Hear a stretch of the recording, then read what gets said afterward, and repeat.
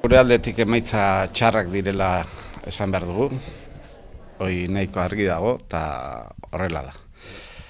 Esplikazioa bilatzeko garaian nik emaitzak jakin gainean hiru gauza ezatuko nituzke.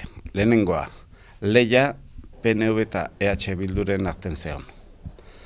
Eta hori herritar guzik horrela ikusi dute.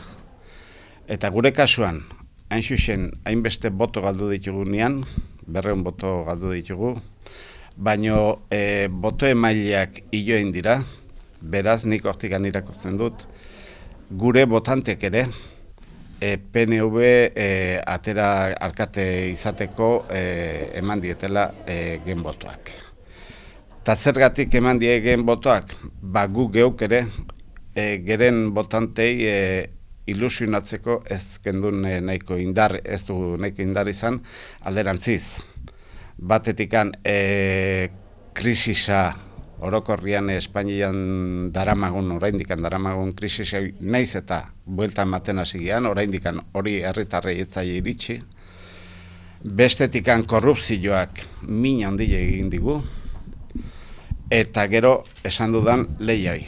EH Bildu eta PNV-en artean. Orduan gure botanteak erabaki dute, ilusio falta hori batetik guri mantentzeko botoa eta bestetik motivazioa alkatea aldatzeko Tolosan. Nik hor kokatzen dute arrazoia, emaitza hauen arrazoia. Erabat aldatuko da, garbi dago, estiloa ere aldatuko da, esaten gendun bezala gainontzekoak bildu ezik esaten gendun, iruditu zaigu 4 urte hauetan inposaketa estilo bat izan dela, eta gainera inposaketa gai oso sensiblian zeren biztan leguziei tokatzen zaion ikuitzen dion gaia bat zan garbiketakoa, eta horrela ikusi da, jendearen kexak eta horri egon dira, eta nik uste dut horrek